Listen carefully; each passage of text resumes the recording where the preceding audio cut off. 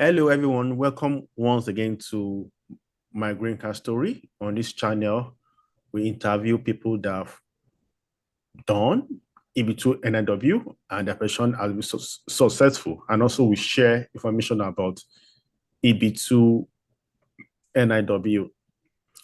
Today's interview is a follow-up to last week's interview in which we interviewed Dr. Emeka about his EB2-NIW petition. During today's interview, Emeka will shed more light on his adjustment of status, the challenges he faced, for example, how his international passport expired and he was wondering if he could turn in his adjustment of status with a photocopy of his expired passport but data page, or whether he had to renew the passport first before turning in his adjustment of status document. So those are some of the information that Emeka will be sharing with us, and I hope that you will learn one or two things during this interview. Dr. Emeka, over to you. Can you briefly introduce yourself again in case someone did not watch the previous episode and they're just watching this episode? Hello, my name is Emeka. I have a master's degree in computer information systems.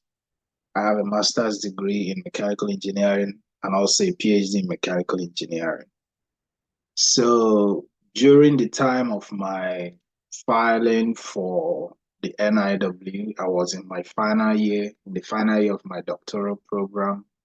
I got this here in the US, by the way. I got my master's degree, both of my master's degree and my PhD here in the US. So, and then I was able to file for my green card during the final years of my doctoral program.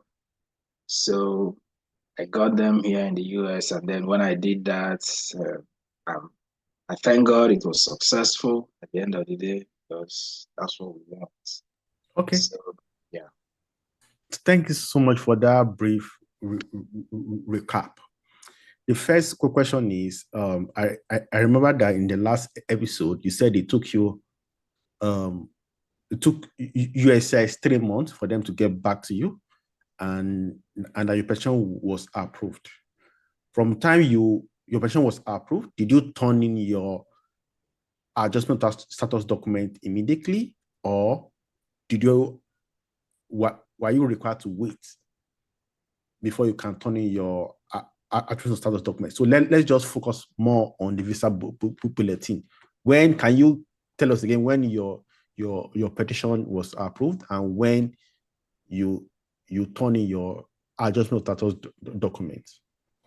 Okay, so when my petition was approved, during that year, which was in 2022, the Visa Bulletin, adjustment of status was current.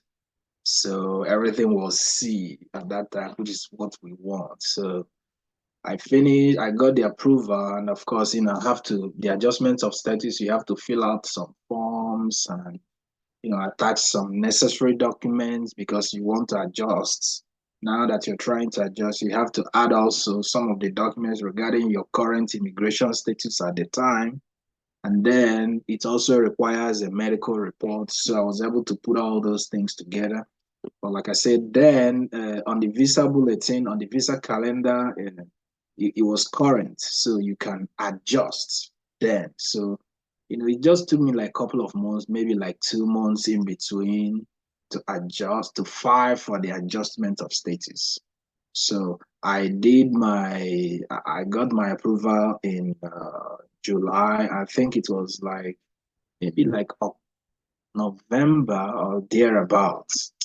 Some couple of months later, then I filed. Do you mean November? You turn in your adjustment status in November 2022? Yes, November 2022. Yeah, that same year, because everything was current. So I was able to turn in my adjustment of status there.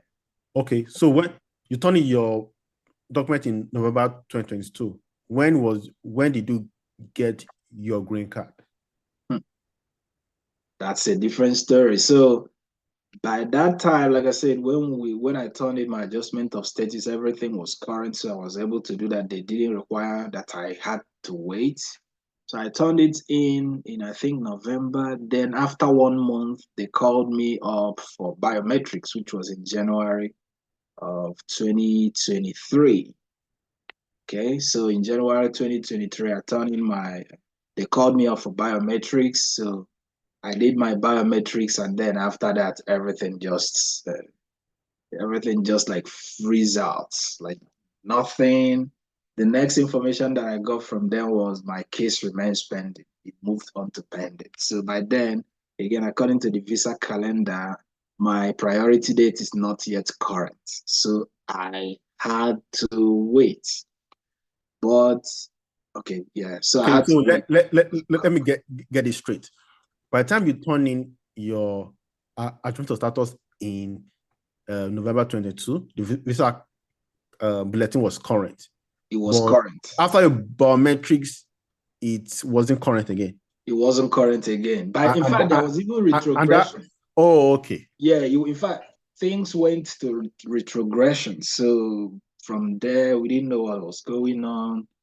But nothing. The next update that I got from them, which was like 3 months later after my biometrics, was that my case remains pending until further notice, that kind of stuff. So that was where everything, like, I don't know what was going on again. So, but again, when I was applying for the adjustment of status, I also applied for my EAD card.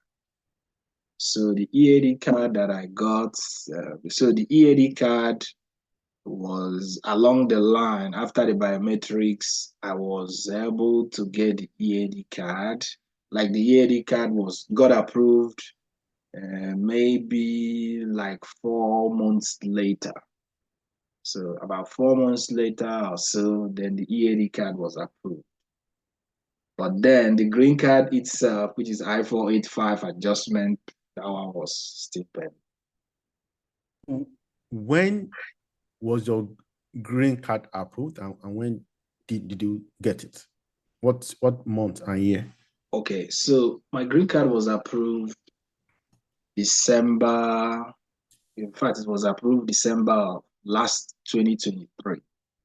So that means it took over 14 months after you turned in your adjustment of status document. So yes, it did. Because I turned in my adjustment of status document, I think that was November of 22. But then the approval was the following year, December of 2023, for them to approve my adjustment of status, like the green card itself. Because there were a lot of stuff that was going on, like retrogression happened, and then my priority date wasn't current and all that stuff. So those things delayed the process. Those things delayed the process for me. So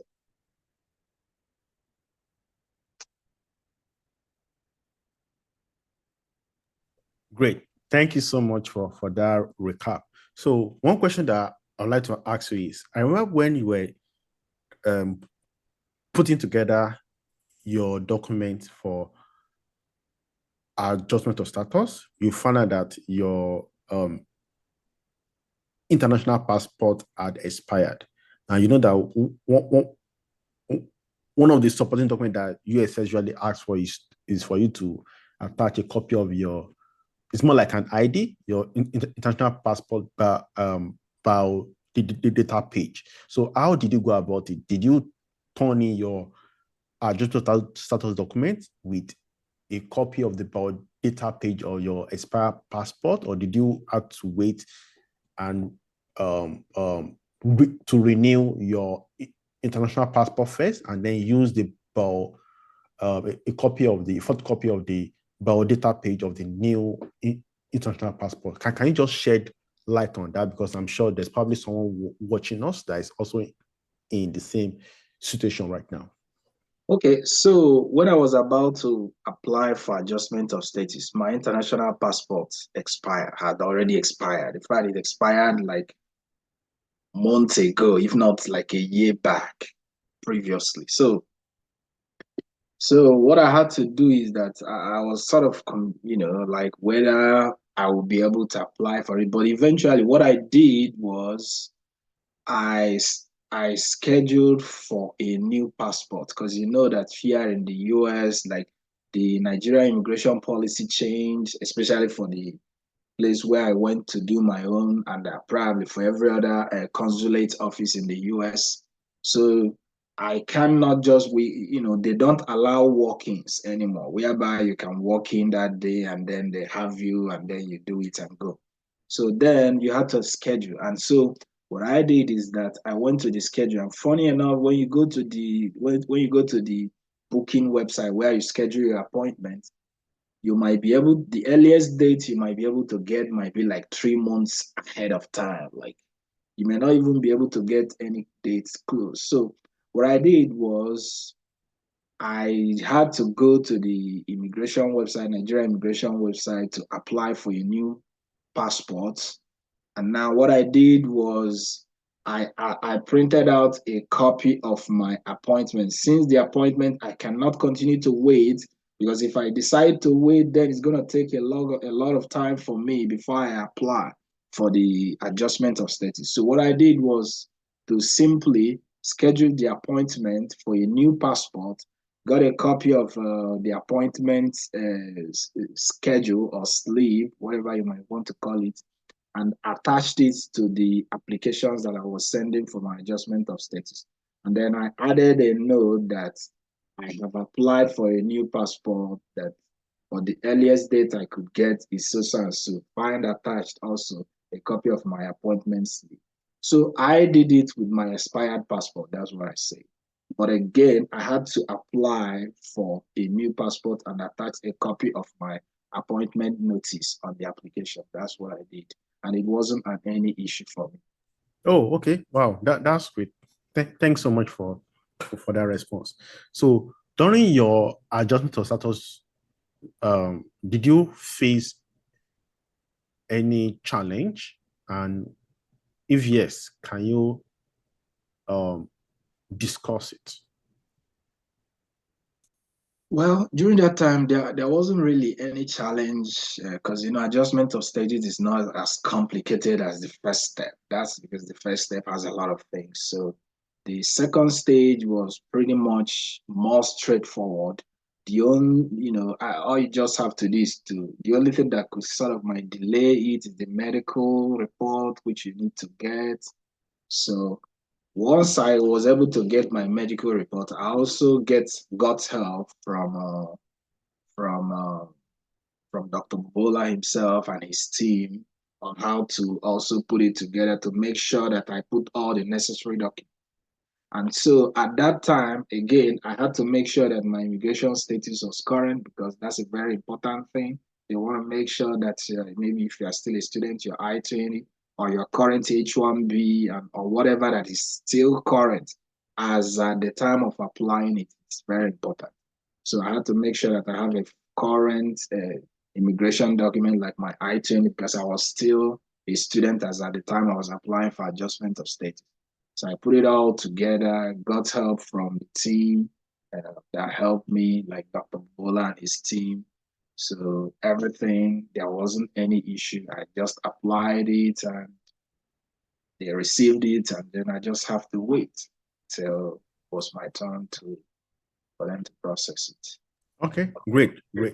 So the last question that I have for you is, when you got your green card, what steps did you take? Did you update any of your documents or profile to show that, oh, now I have a green card? Did you go to your school, office of international students, to tell them you have a green card? What were the things that you did with the document?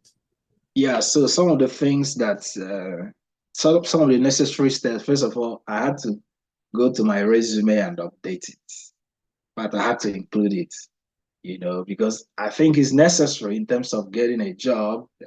so that your potential employer would not think that you still need to require sponsorship. Because of that, dump your application. So I had to update it and sort of like include it on my resume. One other step to take would be to go to your international student office and let them know that, hey, got my green card, so please, I'm no longer here, so that they will not bother you with all those emails that keep coming. And wherever you do, they will congratulate. Oh, wow, congratulations. Oh, wow, we're happy for you. They will do that. That's one step to take. Another step is to update your driver's license, because like I said, your immigration status, everything is tied to that I-20 or your international status. So if you update your driver's license, they're going to take away the limited term thing, make it regular. Another thing is again, is your social security, so that it will no longer bear with DHS authorization. So these are some of the necessary steps you can take, and just so that they have your peace of mind that you don't have to worry about these things. So, yeah. Dr. Emeka, thank you so much for your time. I believe that you have helped someone watching this video, and we really appreciate you taking time out of your busy schedule to come on our channel to share your green card story. And on this note, you're welcome. On this note, I'd like to conclude today's interview. For the person watching us, please subscribe to this channel, click the like button, and also drop a comment in the comments section. If you want to ask us any question, please go to our website to schedule a consultation, and our web address is www.mygreencardstory.com. Thank you so much. Bye. Yeah.